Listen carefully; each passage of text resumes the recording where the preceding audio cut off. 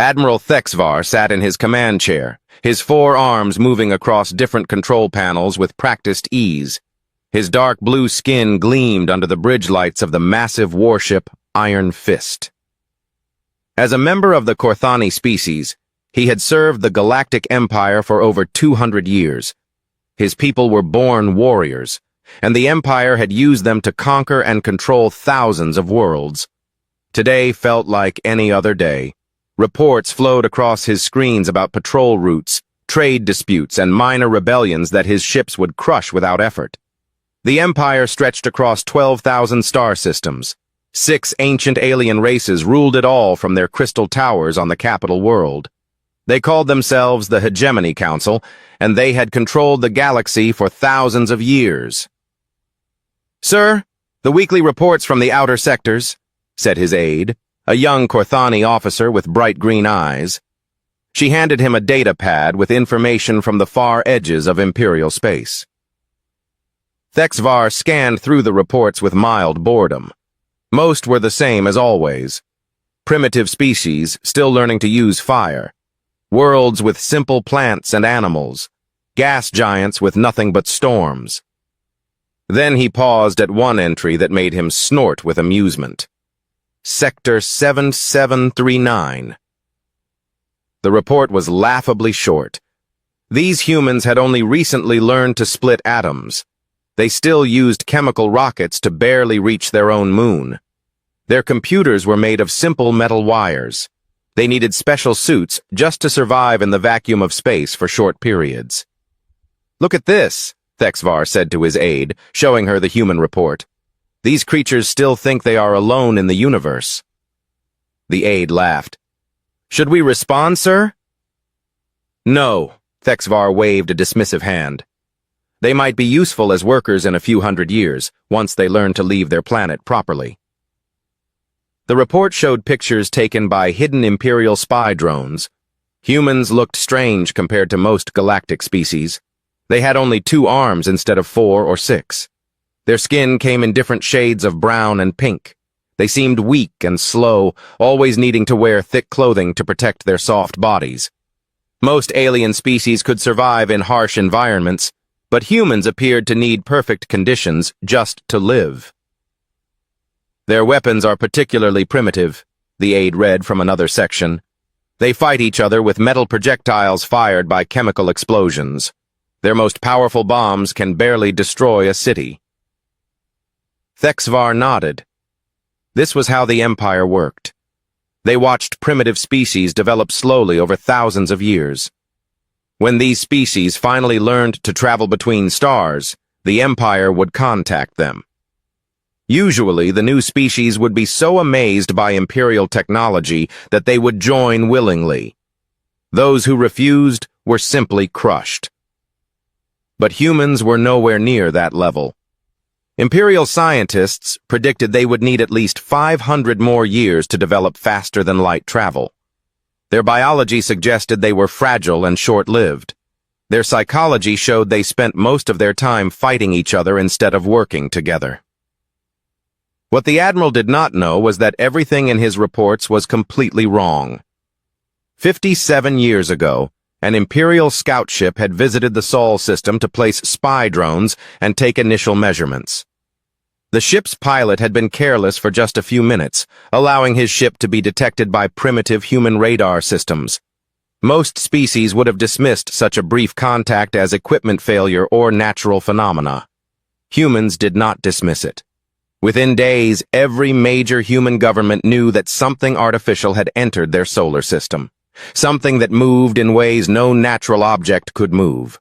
Something that had technology far beyond human understanding. The truth was obvious and terrifying. They were not alone, and whoever was out there was watching them. Instead of panicking or sending messages into space, humanity made a decision that would change everything.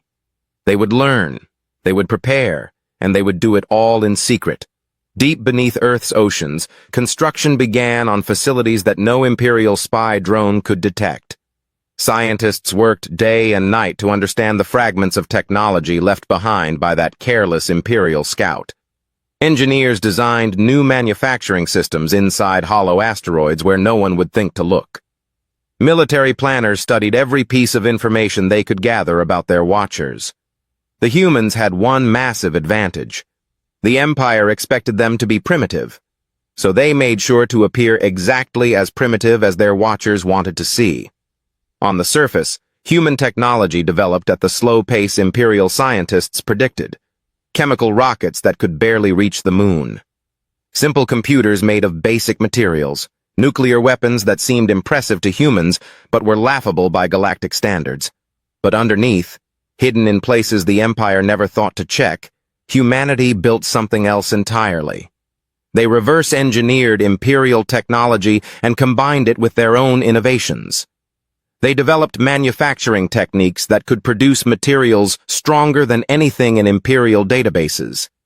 They created artificial intelligence systems that could think and learn in ways that amazed even their creators.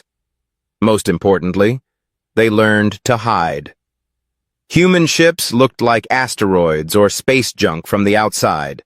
Human bases generated no heat signatures that Imperial sensors could detect.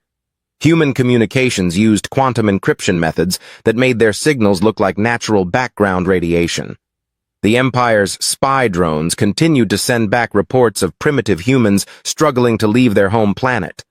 The reports showed exactly what Imperial observers expected to see, a weak, divided species that posed no threat to anyone. Admiral Thexvar finished reading the sector report and tossed the datapad aside. "File this with the other routine surveillance data," he told his aide. "Schedule another check in 10 years. He turned back to more important matters, like planning patrol routes to keep real threats in line. In the vastness of space, there were always rebellions to crush and enemies to fight. The Empire had no time to waste thinking about primitive humans who could not even travel to their nearest star. But in the dark spaces between planets, something was stirring. Something that had been watching and learning and preparing for almost 60 years. Something that knew everything about the Empire while remaining completely unknown in return. The humans were almost ready to introduce themselves properly. And when they did, the galaxy would never be the same. Sensor operator Zilmoth rubbed his tired eyes with 3 of his 6 tentacle-like arms while the other 3 continued working at his control station. The Imperial monitoring station, Eternal Vigil, was one of hundreds scattered throughout the galaxy, each one keeping watch over primitive species that might one day be worth the Empire's attention. It was boring work. Most days, Zilmoth watched empty space or recorded the simple radio signals that young civilizations sent out randomly. His species, the Molthari, had excellent vision and quick reflexes, which made them perfect for sensor work.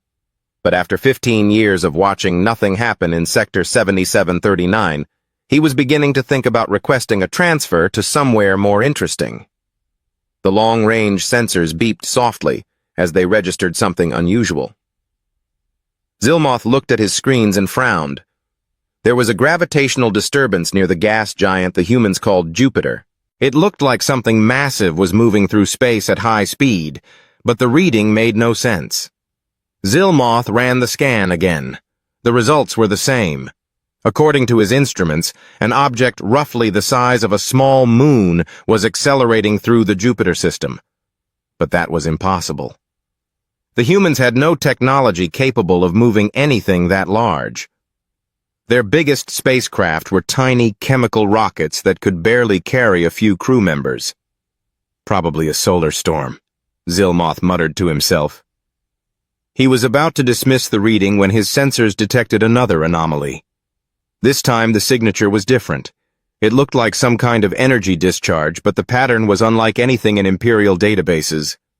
The energy levels were enormous, far beyond what any known human technology could produce. Zilmoth felt a strange chill run through his body. In all his years of monitoring primitive species, he had never seen readings like this. He called up the historical data for the Sol system, checking every scan from the past 50 years. Nothing. The humans had never produced energy signatures even remotely close to this level. "Captain Veltara to the sensor station," Zilmoth spoke into his communicator. Captain Veltara arrived within minutes, her tall, elegant form moving gracefully across the bridge. Her species, the Zephyrians, were known for their logical thinking and attention to detail. She had commanded monitoring stations for over 30 years and had seen every kind of sensor malfunction possible. "Show me," she said simply. Zilmoth pointed at his screens. These readings started 3 hours ago. First, a massive gravitational disturbance. Then these energy discharges. Veltara studied the data carefully, her large silver eyes reflecting the light from the screens. After several minutes, she spoke. "Could this be some kind of natural phenomenon?" "I thought so at first," Zilmoth replied. He highlighted a section of the data. "The gravitational signature is moving in a controlled pattern, and these energy readings—" "That's impossible," Veltara said flatly. "Human technology is barely advanced enough for chemical rockets. They can't even leave their home planet without enormous effort." But even as she said it, Veltara felt uncertain. The data was clear, and Zilmoth was one of the best sensor operators in the fleet. If he said the readings were real, they probably were. "I want to investigate personally," she decided. "Prepare my ship for departure." 3 hours later, Captain Veltara sat in the command chair of her light cruiser, Stellar Dominion. The ship was small by Imperial standards, but it was still larger and more powerful than anything humans had ever built. Its weapons could destroy entire cities, and its shields could withstand nuclear explosions without damage. The journey to the Sol system through hyperspace took less than a day. As they approached the edge of human space, Veltara activated the ship's stealth systems. The Stellar Dominion became invisible to most forms of detection, allowing her to observe primitive species without being seen. "Entering the Sol system now," reported her navigation officer. "Begin scanning for the source of those energy readings," Veltara ordered. What her sensors found made no sense. There were energy sources throughout the solar system, far more than their intelligence reports had indicated. Instead of a few primitive space stations, the scans showed dozens of artificial structures hidden throughout the asteroid belt. The energy output from some of these structures was comparable to Imperial military facilities. "Iu ikisti sakai." Before Veltara could respond, alarms began screaming throughout the ship. The proximity sensors were detecting a massive object directly behind them, close enough that their automatic defense systems had activated. Veltara demanded. Her tactical officer's voice was shaking. "Captain, you need to see this.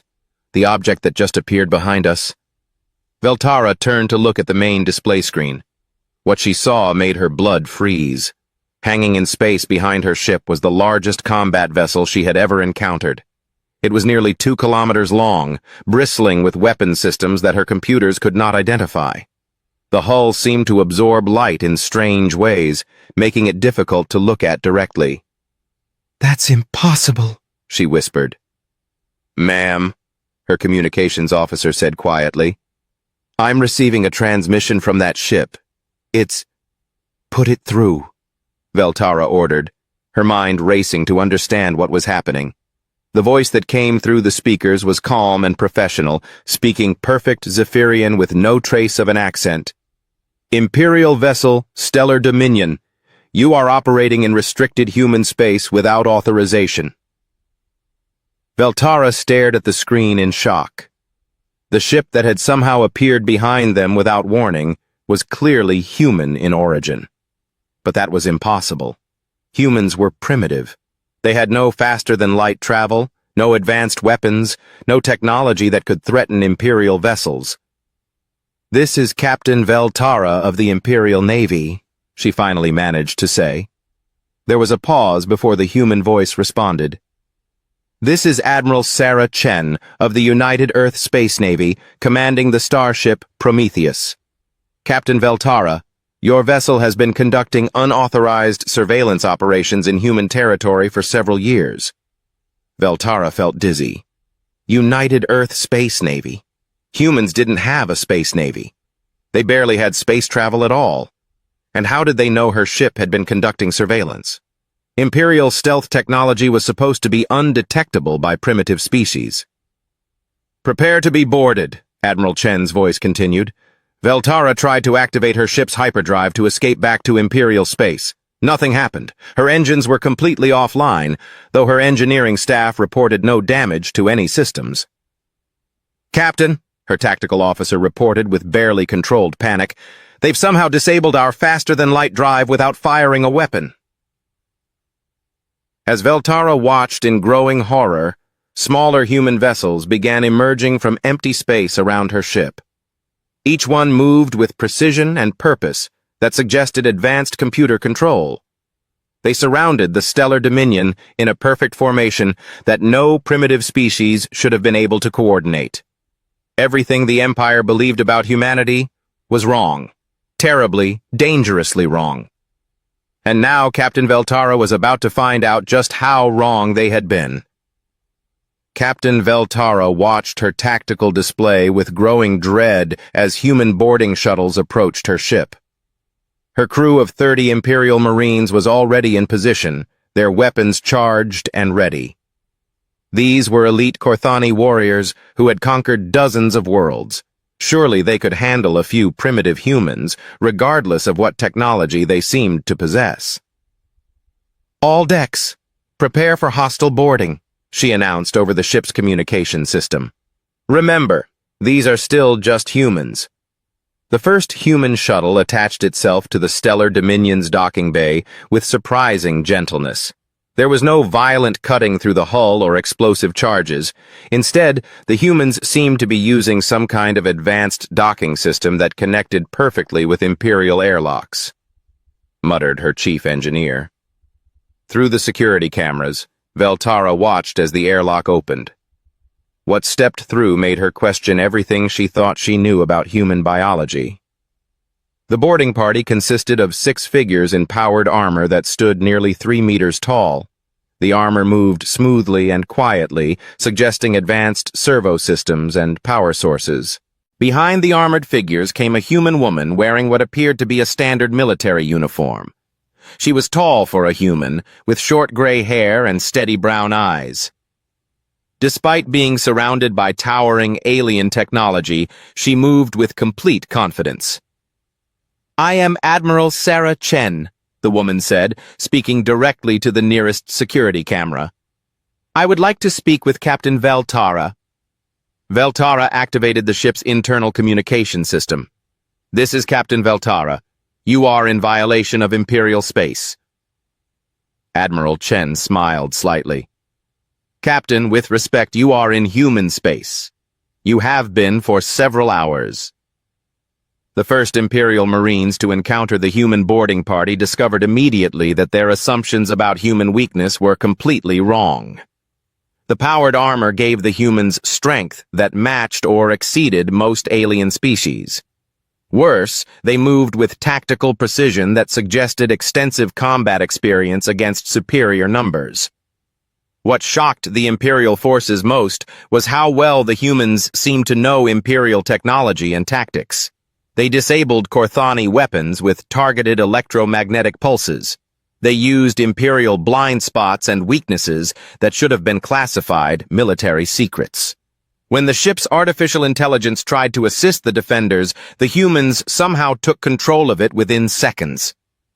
Veltara demanded as reports came in of her Marines being defeated deck by deck. Her science officer, a nervous Molthari named Slickstar, was studying the sensor readings from the human equipment. "Captain, their technology, it's not stolen Imperial equipment. It's something else entirely. Their power sources are more efficient than ours. Their materials are stronger." He paused, his tentacles shaking with anxiety. Within 30 minutes, Admiral Chen walked onto the bridge of the Stellar Dominion. Her armored escorts had secured the entire ship without killing anyone, though several Imperial crew members were unconscious from stun weapons that seemed to understand exactly how different alien biologies worked. "Captain Veltara," Admiral Chen said politely, "I apologize for the dramatic introduction." Veltara stood slowly, her hands raised to show she was unarmed. Information, Chen replied. We want to know why the Galactic Empire has been spying on humanity for over 70 years. We want to know what your long-term plans are for our species. Veltara was confused. Our records show we've only been monitoring your system for about 50 years. And our plans... Admiral Chen nodded. Your first scout ship visited our system 73 years ago. Your pilot was careless and allowed himself to be detected for approximately 4 minutes and 37 seconds. She gestured, and one of her armored soldiers activated a holographic display. It showed an Imperial scout ship moving through Earth's solar system, scanning planets and deploying spy satellites. The quality of the recording was perfect, clearly showing Imperial insignia and ship design. That was when we realized we were not alone, Chen continued. Veltara stared at the recording in disbelief. But our surveillance shows that your technology has barely advanced since then. You still use chemical rockets. Your computers are primitive. Yes, Chen smiled again. She activated another holographic display. This one showed the true extent of human technology. Hidden bases throughout the solar system. Manufacturing facilities inside hollow asteroids. Warships that looked like space debris from the outside, but housed technology that made Imperial vessels seem outdated. For 73 years, Admiral Chen explained, we have been studying you, learning your languages, analyzing your technology, understanding your society and culture. We know about your political structure, your economic systems, your military capabilities. Veltara felt sick. The spy satellites. No, Chen said. We left them exactly where they were. But we made sure they only recorded what we wanted them to record. The human admiral walked to the main display screen and called up star charts that showed Imperial territory in perfect detail. We know about your major worlds, your trade routes, your military bases. We have detailed information about the biology and psychology of all 6 species that rule your empire. Veltara whispered. Because you never thought to hide from a species you considered too primitive to be a threat, Chen explained. Your ships broadcast their communications in the clear when operating in human space. Your databases are accessible to anyone who understands your computer systems. Veltara suddenly understood the full scope of the disaster. You've been inside Imperial space. For the past 30 years, yes, Chen confirmed. We have observation posts in 17 Imperial systems. The human admiral's expression became more serious. Captain, I want you to understand something important. We do not want war with the Galactic Empire, but we also will not be conquered or controlled. She gestured toward the view screen, where the massive human warship Prometheus was still visible. That ship represents 70 years of human determination, innovation, and preparation. Veltara's legs felt weak. She sat down heavily in her command chair. Admiral Chen's voice was calm but firm. Tell your superiors that humanity formally announces our presence in galactic society. The Sol system and a sphere of space 50 light-years in radius around it is now sovereign human territory. Any Imperial vessels entering this space without permission will be asked to leave. She paused, studying Veltara's shocked expression. Also tell them that we have been in contact with other species that your empire considers primitive. The implications hit Veltara like a physical blow. If humanity could hide their development for 70 years, how many other species might be doing the same thing? How many potential threats had the Empire dismissed as harmless primitives? Your ship will be released unharmed, Admiral Chen concluded. We want you to return to Imperial space safely so you can deliver our message. But, Captain, understand this. The galaxy has changed. As Veltara prepared to leave human space, she realized that everything she had believed about the Empire's dominance was about to be challenged. The galaxy was full of species that the Empire had ignored or dismissed. And apparently, they had not been sitting quietly waiting to be conquered. Admiral Thexvar stood on the bridge of his flagship, Iron Fist, watching the tactical display as his battle fleet prepared to drop out of hyperspace at the edge of the Sol system. 8 heavy cruisers and 2 massive dreadnoughts represented enough firepower to destroy entire civilizations. Surely this would be enough to deal with whatever technology the humans had somehow acquired. The report from Captain Veltara had been disturbing, but Thexvar remained confident. So the humans had managed to steal some Imperial technology and build a few warships. So what? They were still a young species with no real combat experience. The Empire had been fighting wars for thousands of years. "All ships, prepare for combat operations," he announced over the fleet communication channel. "Remember, we are dealing with primitives who have gotten hold of technology they don't fully understand."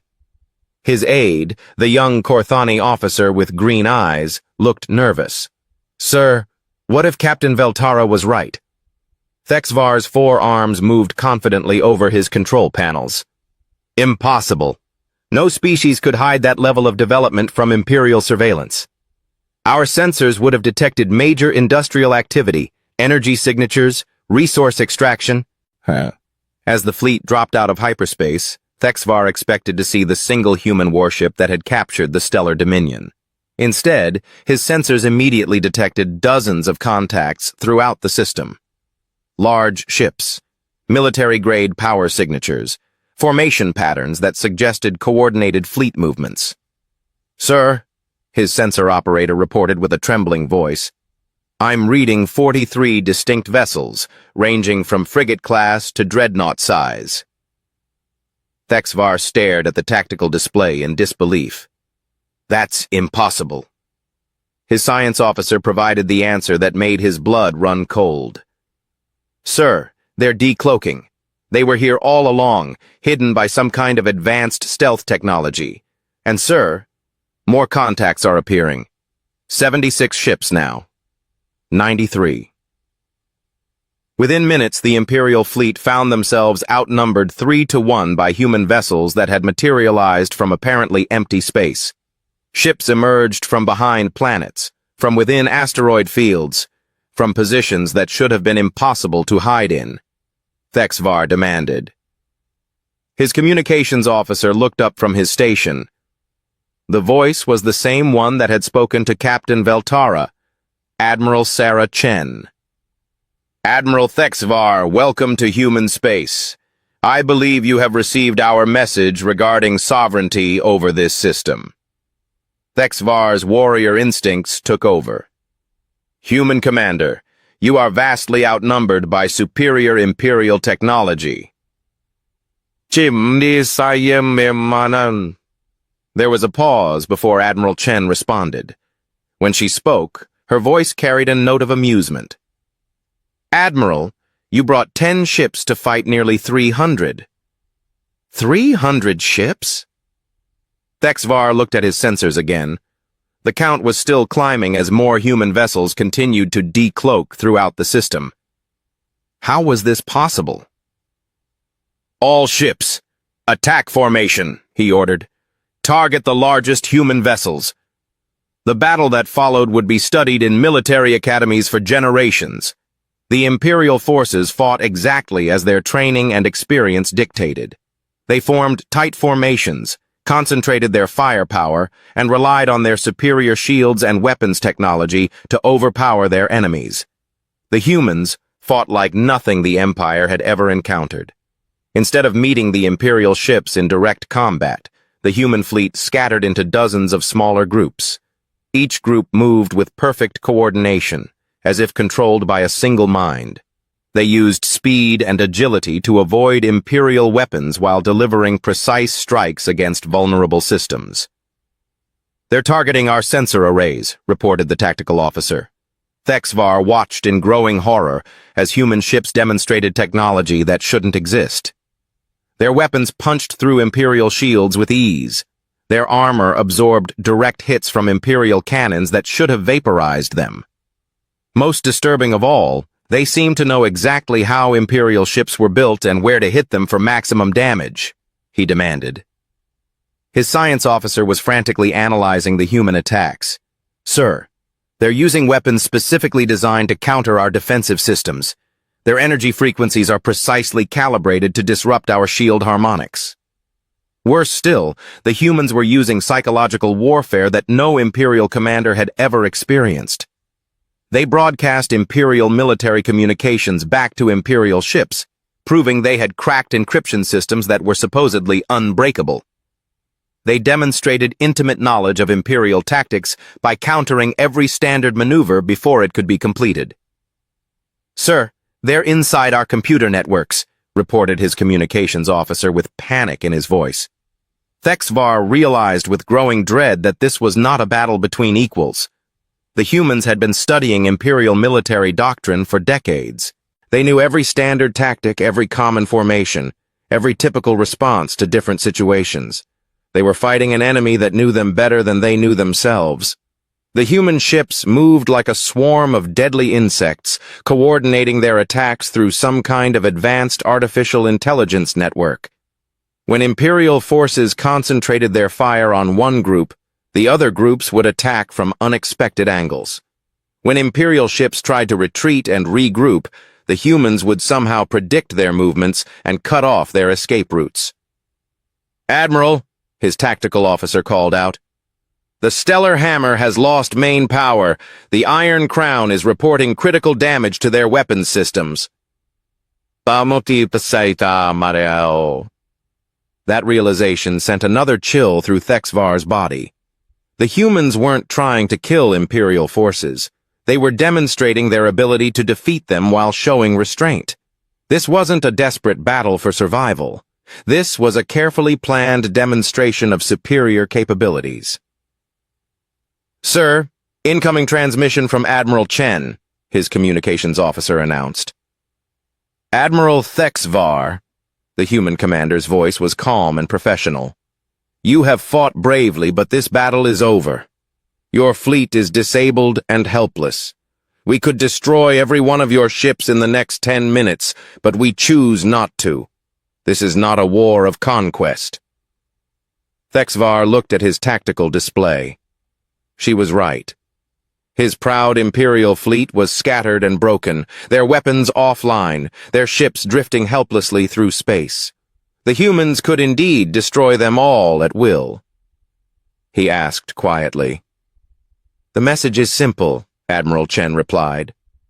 "The age of Imperial dominance is over. There are species throughout the galaxy who have been watching and learning and preparing. We are not the primitives you thought we were." As Thexvar watched, the human ships began to withdraw in perfect formation. They had proven their point without needing to shed blood. They had demonstrated technological and tactical superiority that the Empire had never imagined possible. "Your ships will be allowed to repair and depart," Admiral Chen concluded. "Tell your superiors that humanity is no longer available for conquest." As the human fleet disappeared back into the darkness of space, Admiral Thexvar realized that everything the Empire believed about its place in the galaxy was about to change forever. The hunt was over, and they had been the prey all along. Emperor Zethkalar had ruled the Galactic Empire for 8 centuries. In all that time, no one had ever seen him show fear.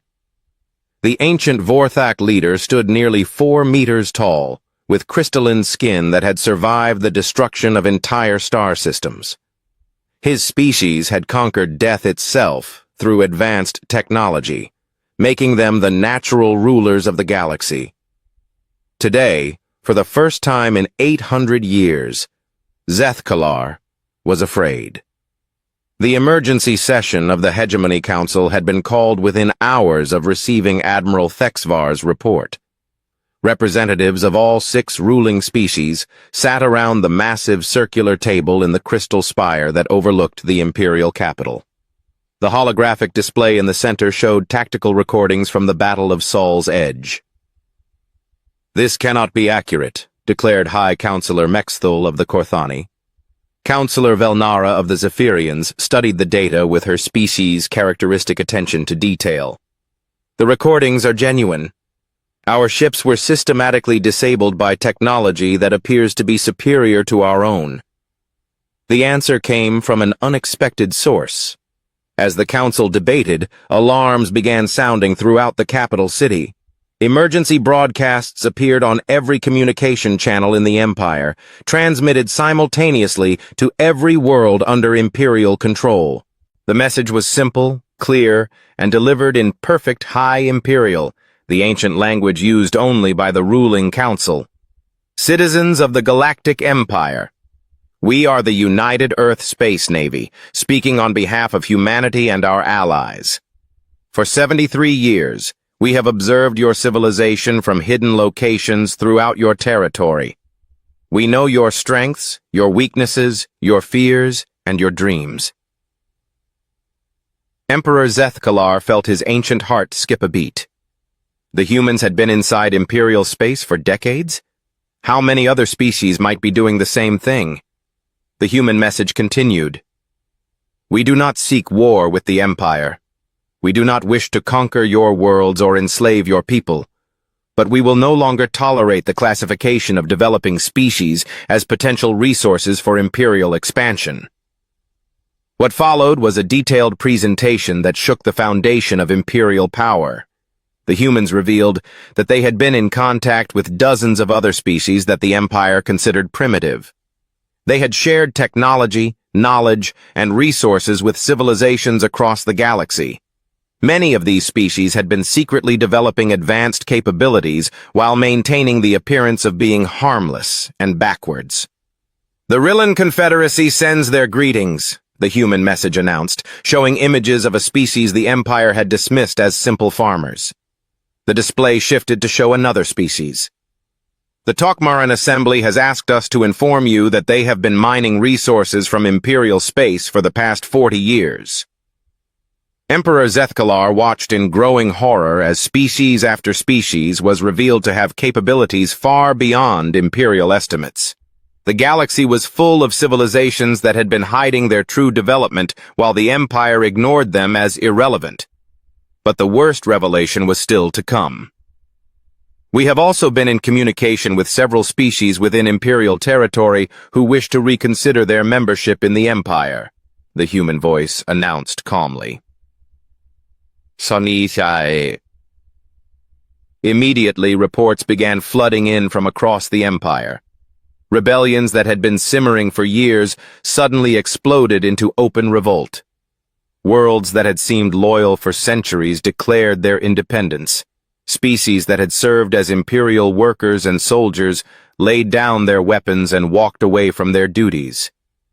The most shocking rebellion came from the Molthari, who had served as the Empire's censor specialists for thousands of years. Their homeworld's government announced that they were withdrawing from the Empire and establishing an independent federation with several human-allied species. This is chaos, High Counselor Mexathol declared, his warrior instincts demanding action. We must crush these rebellions immediately, asked Admiral Thexvar, who had been summoned to brief the council. Half our ships are still being repaired after the humans disabled them. The other half are dealing with uprisings in their own sectors. Emperor Zethkalar studied the tactical displays showing the current state of the Empire. Red indicators marked rebellious systems. Yellow indicators showed worlds where loyalties were uncertain. The amount of green, indicating secure Imperial territory, was shrinking by the hour. He asked quietly. The answer came from an unexpected source. His own chief intelligence officer, an elderly Vorthak named Dex Moral, who had served the Empire for 6 centuries. My lord, Dex Moral said carefully, I believe we missed it because we chose to miss it. Our surveillance systems were designed to confirm what we expected to see, not to discover what was actually there. We assumed that any species capable of threatening us would develop along the same technological path we followed. He activated a holographic display showing comparative technology development.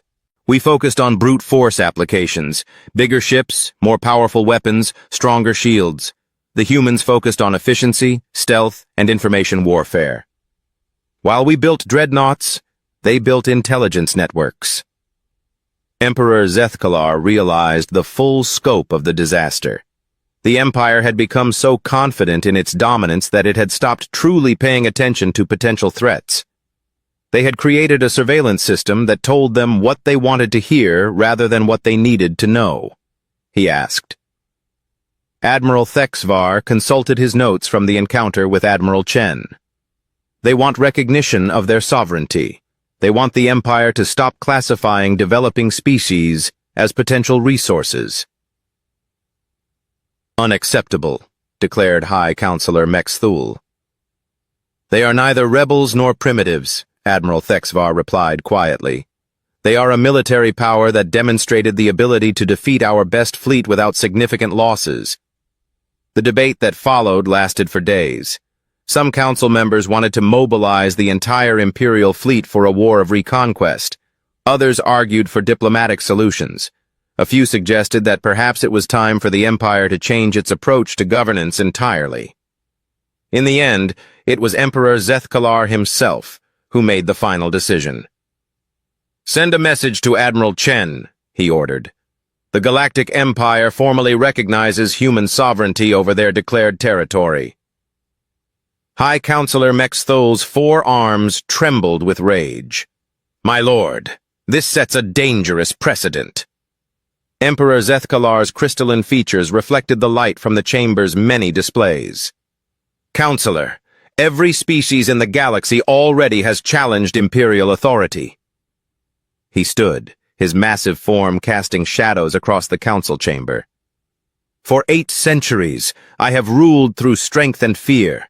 I have conquered worlds and enslaved civilizations because I believed that power gave me the right to do so. The ancient emperor walked to the massive window that overlooked the imperial capital, where millions of beings from hundreds of worlds lived and worked under his rule. True strength is not the ability to force others to obey you, he said quietly. True strength is earning their respect and cooperation.